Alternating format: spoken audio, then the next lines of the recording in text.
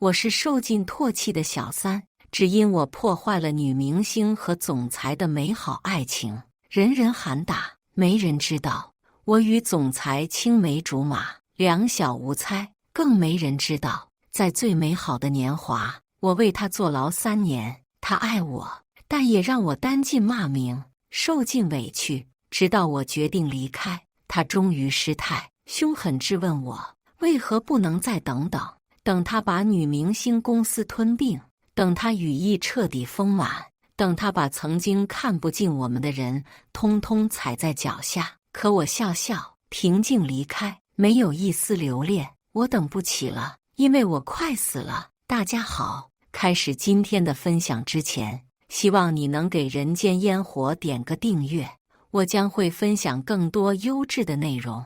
总裁姓司名瑜，宽肩长腿，面容英俊，人称他有一双狼一般冷酷而高傲的眼睛，又说他有一颗柴狗般残酷而贪婪的心。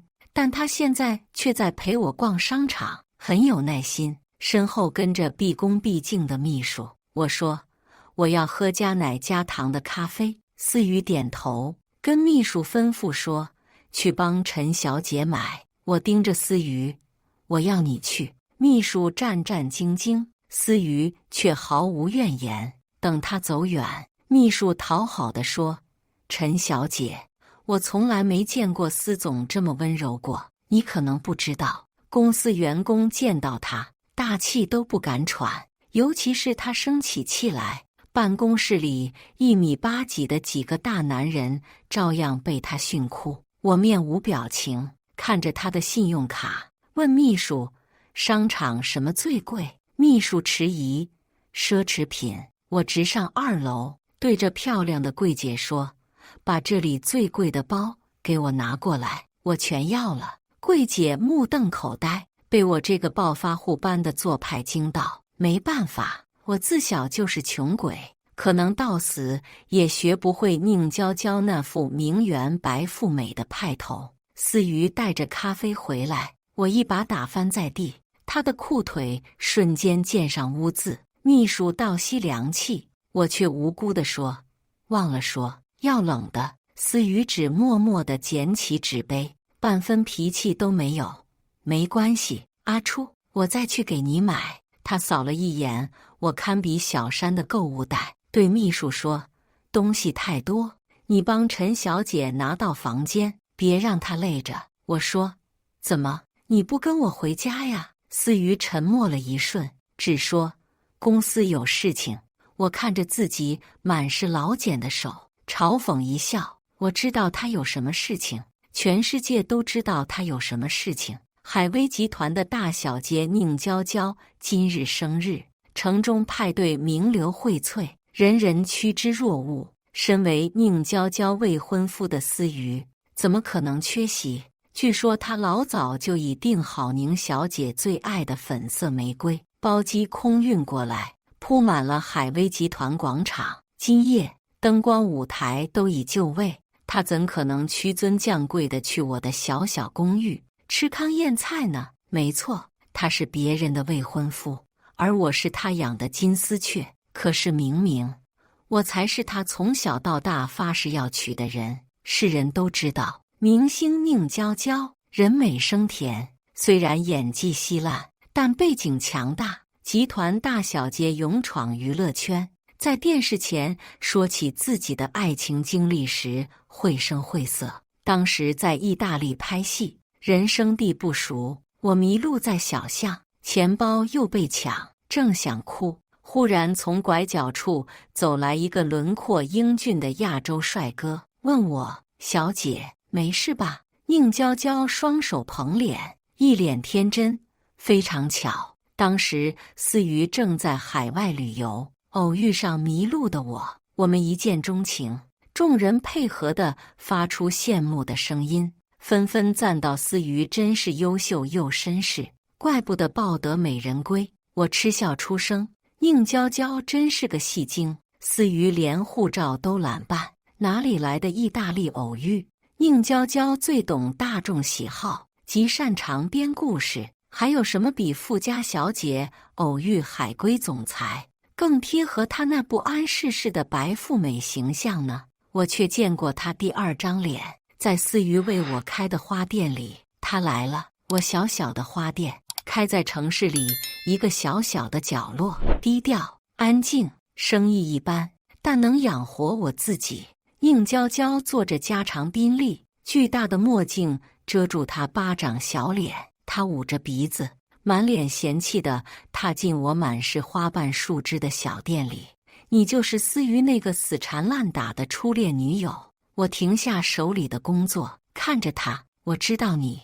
宁娇娇的高跟鞋踩碎，碾压我的牡丹花。思瑜答应跟我协议婚约的时，就提过你。她说你为她坐过牢，腿还受过伤，她欠你，所以养你，就像养一条没用但是忠心的狗。她笑了笑，娇嫩的嘴唇，口红鲜艳欲滴。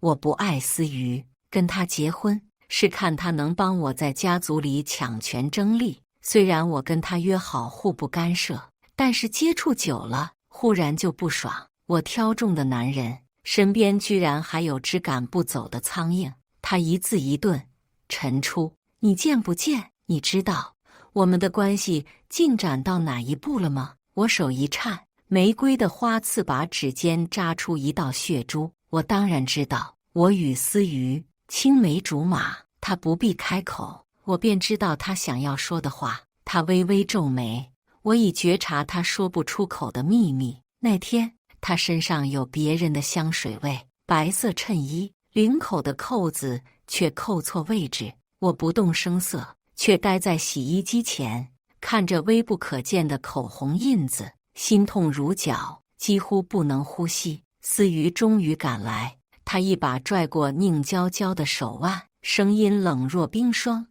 你来这里干什么？我们说好互不干涉，你已经违反我们最重要的约定。宁娇娇笑嘻嘻地扬起脸，跟电视里的判若两人。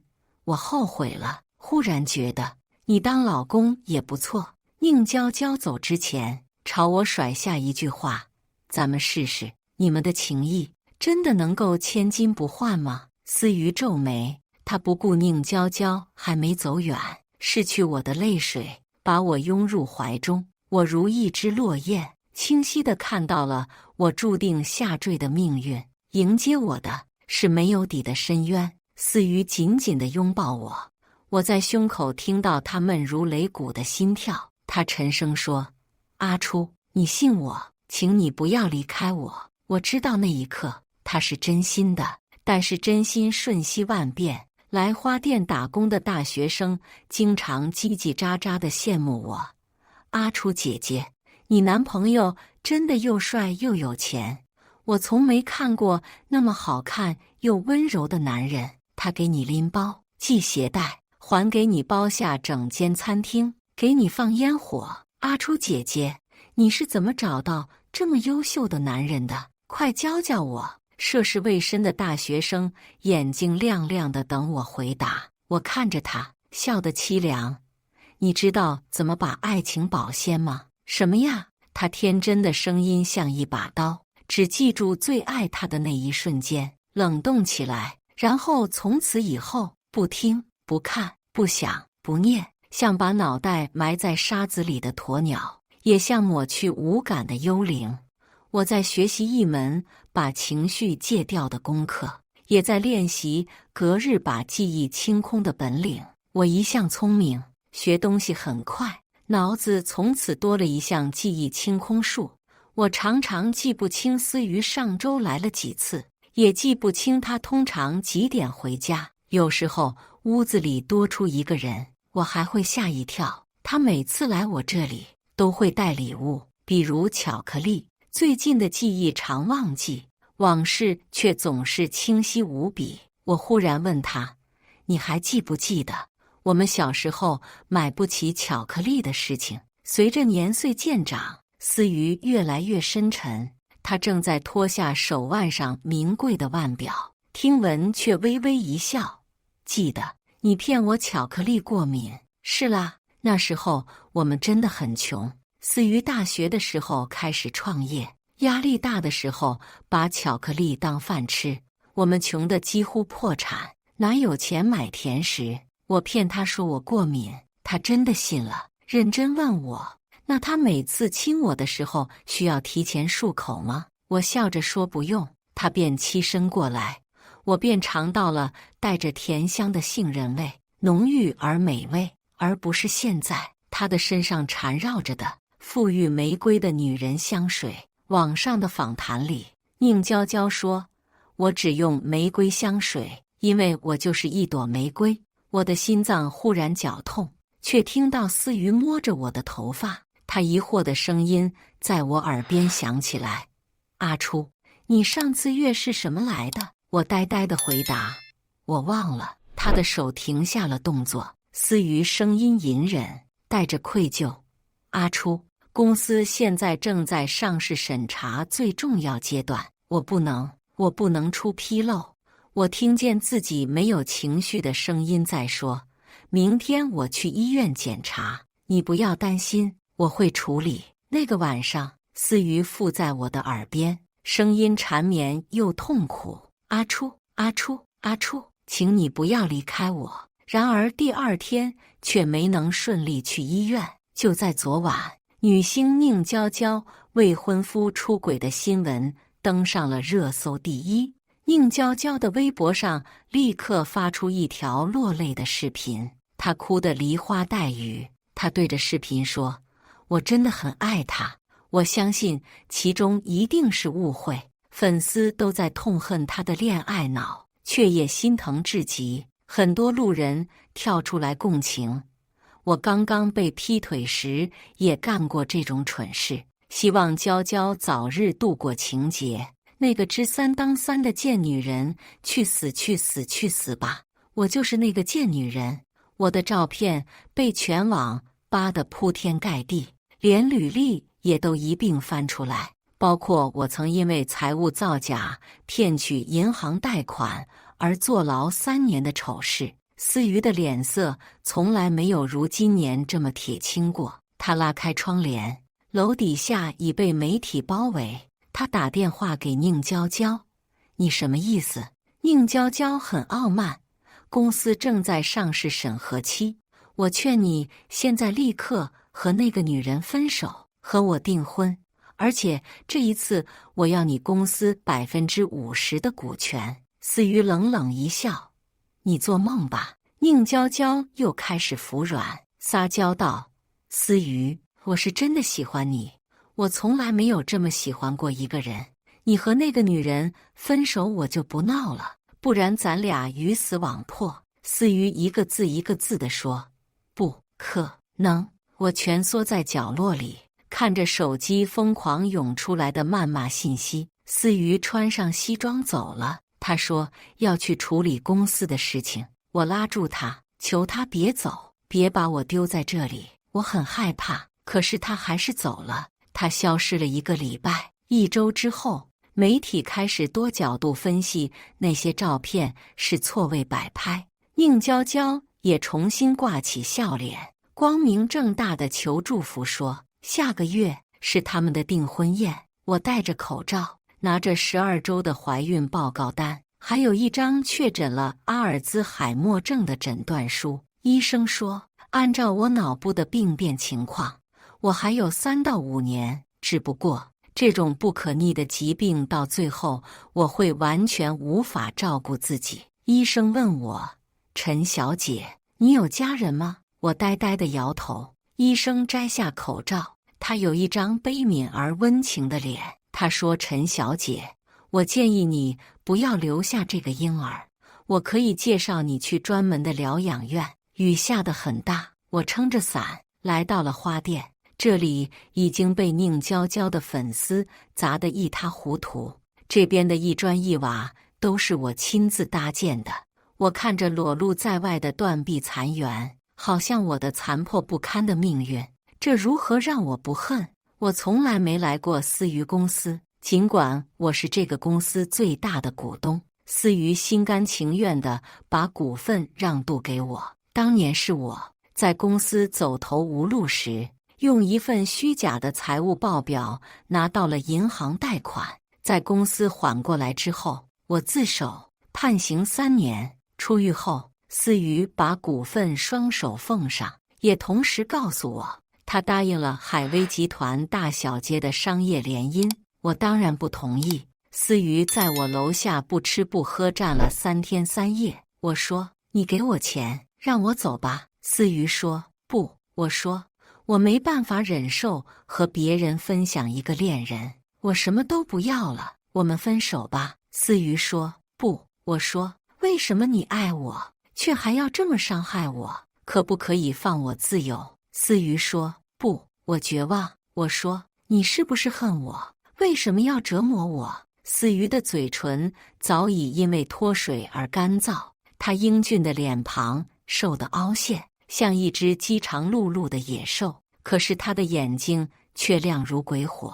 她是站在尸山上，踩着别人头骨也要往上攀爬的野心家。她是血液里生来就来写着贪婪欲望的野望者。她是我的地狱，也是我的天堂。思雨笑了，残酷无情，因为我爱你。她说，如果世界对我来说是一个巨大的决斗场，我唯一能够暴露后背的人只有你。他的指骨狠狠碾压过我的嘴唇，压迫般把我困在他紧如牢笼的臂弯里。他的声音深沉，带着执念：“阿初，你不知道我有多爱你，可我多么后悔当初没有逃离他。”我来到了思雨公司，前台慌乱地把我领到总裁办公室，所有人都震惊地看着我，没有人敢拦我。思雨和宁娇娇也从办公室里出来，宁娇娇捂着脸尖叫，思雨脸色苍白。她说：“阿初，你把刀放下。”我笑，看着我的恋人。1个礼拜，他瘦了，青涩的胡茬让他有一种英俊的落魄。我把刀尖对准自己，思雨果然吓得面色惨白，她要立刻走过来。宁娇娇尖尖的指甲抓过她的手：“亲爱的，你别过去。”思雨恶狠狠甩开他，再也无法掩饰厌恶：“你滚开，滚回你的海威集团！从此以后，我们势不两立。”宁娇娇狼狈地跌坐在地，从未有过的羞辱让她面容扭曲。“思雨，你不要后悔，你的公司别想上市了，我一定要让爸爸整死你。”思雨却急着夺过我的刀，她轻柔地哄我：“阿初，乖，我后悔了，我们好好的，以后那些糟糕的事情都不会再发生了。我发誓，以后就我们2个人，我们立刻结婚，好不好？”我摇摇头，再也回不去了，我们没有机会了。思雨的眼眶红了，她说：“我的乖阿初，你是不是一直很难过？我是不是一直让你受委屈？我想，我爱着的那个少年已经死了这么久，我只是守着我们爱情的坟，像个掘墓人，被回忆束缚在原地里，一针一针地看着爱情的倒带，假装我们从未改变。”我看着宁娇娇，很奇怪，我一点也不恨她。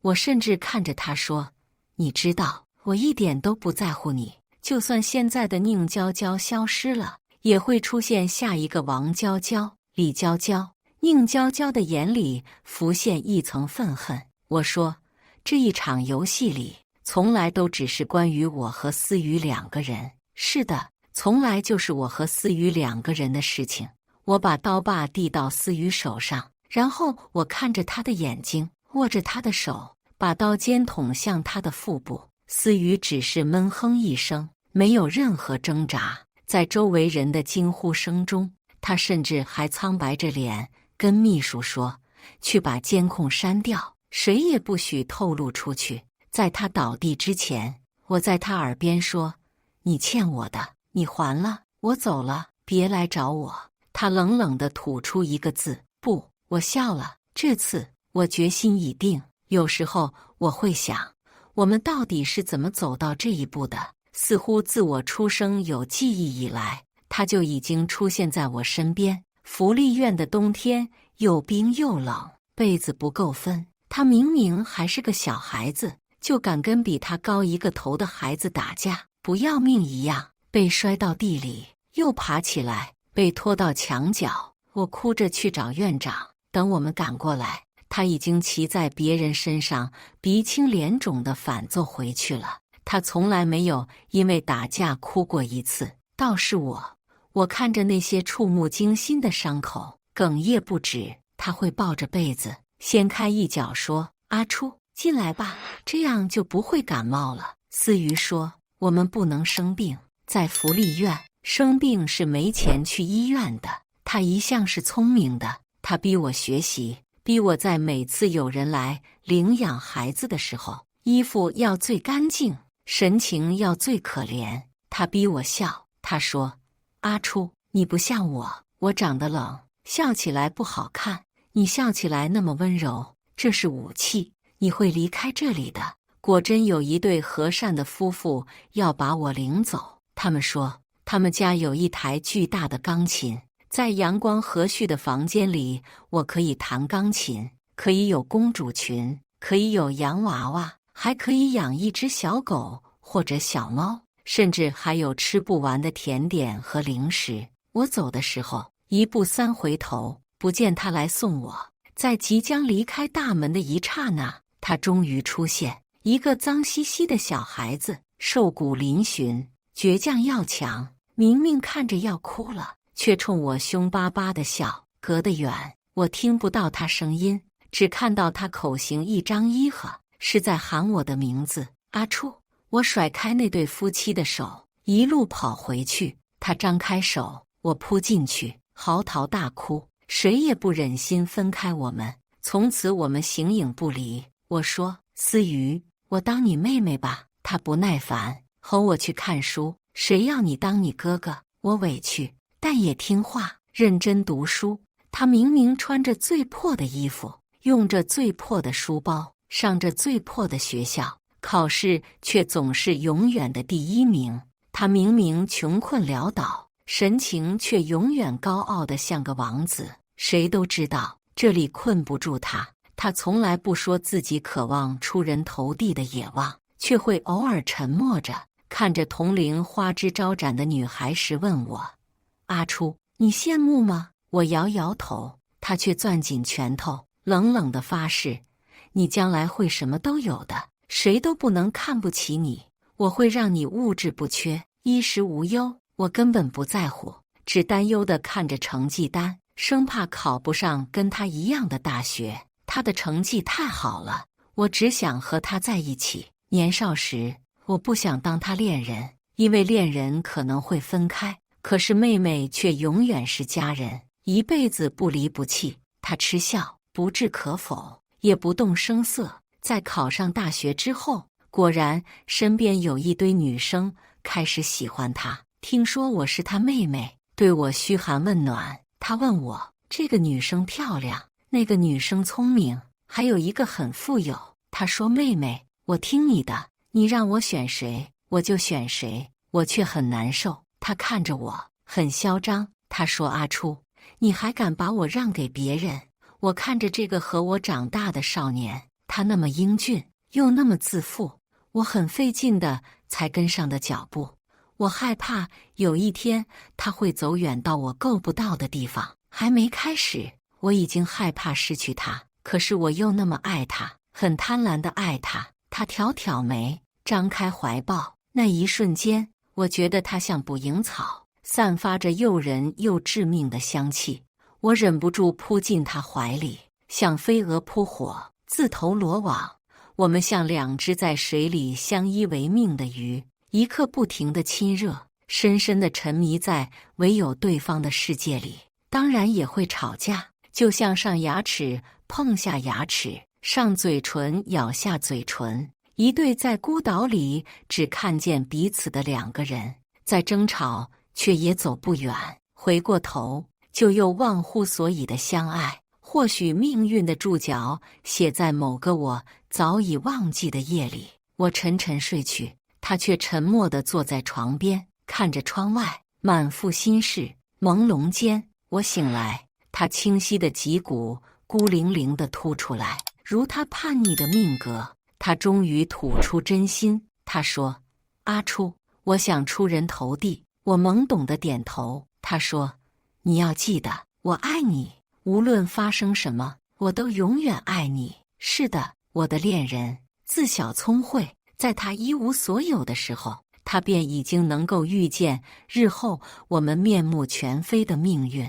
也是他亲手让我坠下深渊。他的创业确实成功，不到3年，已经盈利可观，却也被大公司盯上，恶意打压，意图收购，资金端已断。他惨笑，已打算认输，我却拦住他。那一刻，电光石火间，我们俩心照不宣。去银行贷款需要一份漂亮的财务报表，这事只能我来。他知道，我知道。他艰涩开口，却只吐出2个字：阿初，我愿意的。如果注定要有一个人坠入地狱，我愿意以我之力助他平步上青云。事后，等到公司的危机解除，我自首，以虚假财务罪被判3年。他每周来看我，告诉我公司非常好，他果然翻身，而我在里面，没有他在，老被人欺负，膝盖骨被打碎。医生告诉我，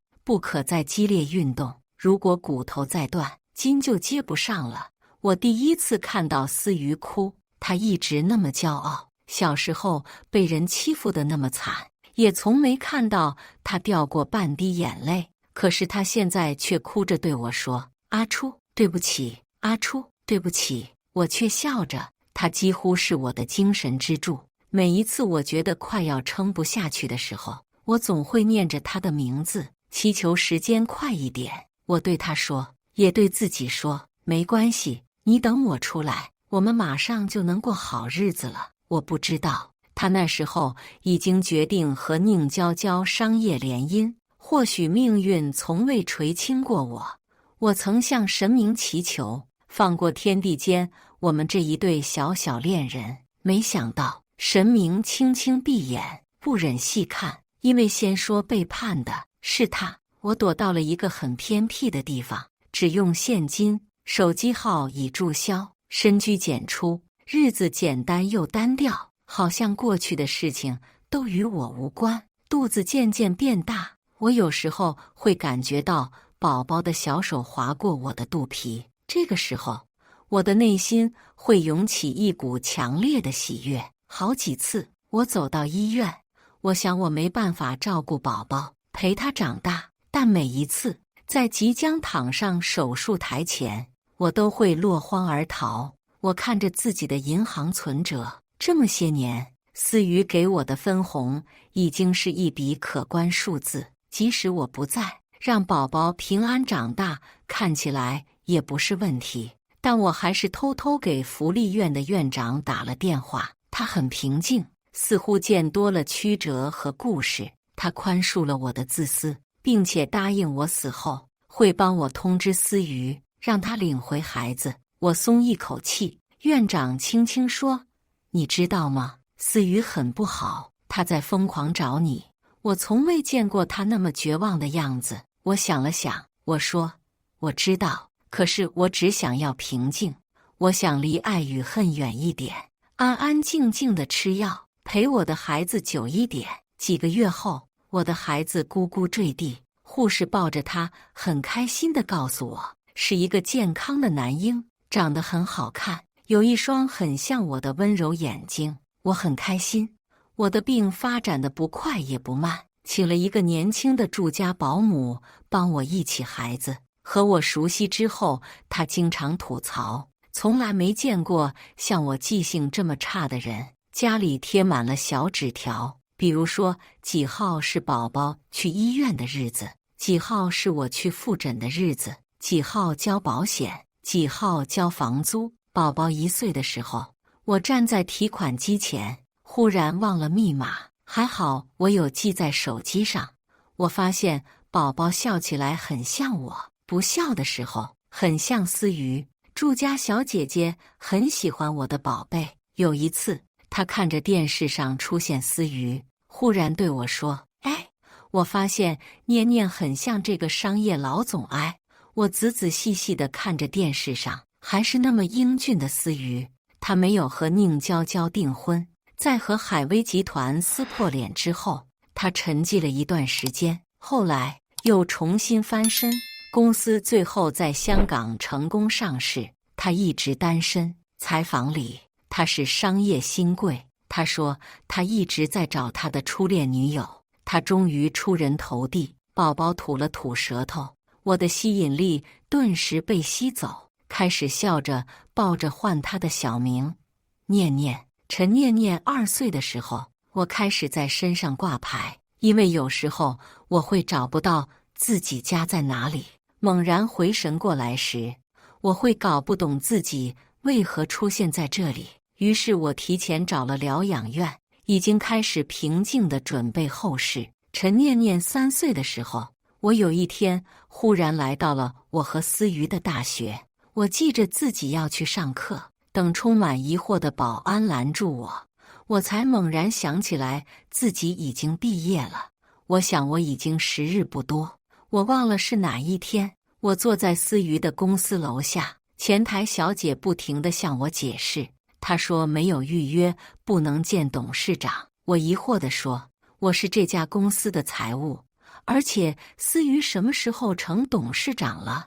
我们公司的资金链快断了，我还在想办法呢。一个声音颤抖的在我身后响起，我转身，思瑜站在逆光里，她脸色看起来惨白，浑身都在发抖，仿佛见了鬼。我走上前去，盯着她，疑惑道：思瑜，你怎么一下子老了这么多？她忽然冲上前，紧紧地抱着我，头埋在我的颈窝里，温热的眼泪不停地涌出来，周围人都在看着我们。我有些莫名其妙，思瑜什么时候这么脆弱了？她哽咽着说：阿初，阿初，我找了你好久好久，你去了哪里？我找你找的都绝望了。我大惊，我说：我就出去买了个早餐，你找我干嘛？我报表还没写完呢。思瑜忽然愣住，她极慢极慢地看向我，她不可置信地看着我，问了我一个很奇怪的问题。她问我：阿初，你记得我们多久没见吗？我说：昨天不是还一起吃饭吗？她极安静地看着我，不知道为什么，我觉得那一刻她好像是死了一样。护士小姐告诉我，我的名字叫陈初，今年35岁，有一个孩子叫陈念，有一个老公叫思瑜，我很开心。我告诉护士小姐，我和思瑜是青梅竹马，我从小就想嫁给他，他又帅又聪明，是我见过最好的男人。只不过他为什么都不来看我？护士小姐说，思瑜去了一个很远的地方。我理解地点点头。我说，他总是很上进的，我老怕跟不上他的脚步。有一个穿着西装打领带的小孩子跑过来叫我妈妈，我皱眉，我说：你是谁呀？我大学都还没毕业呢，怎么会有你这么大的小孩？他红着眼睛说：妈妈，你怎么又不记得我了？我说：我不是你妈妈，你肯定认错人了。他哭着跑走了。我有些无语，忍不住跟我旁边的英俊男人吐槽，小孩子就是很麻烦，说2句就哭了。我旁边这个男人也怪怪的，我走到哪里他就跟到哪里，赶都赶不走。虽然我也搞不懂他在我身边待着干嘛，但是我觉得他很眼熟，他非常擅长察言观色。我皱皱眉，他就知道我口渴了，我还没说话，他便知道我想干什么，似乎很懂我。可我不习惯被人盯着，好几次我被他盯得头皮发麻。我终于忍不住出言警告他：你别老跟着我，我有男朋友。风轻轻吹过他的黑色的西装，他终日穿得如同参加葬礼，在落日余晖里，他的侧脸宛如雕塑，俊美而忧郁。听了我的话，他一点也不生气，甚至还笑了笑，很平静地说：你很爱他吗？我决定要用思瑜的优秀吓走他。我说：我超爱我男朋友的。他淡淡地问，他是个什么样的人呢？我想了想，他很穷，但聪明绝顶。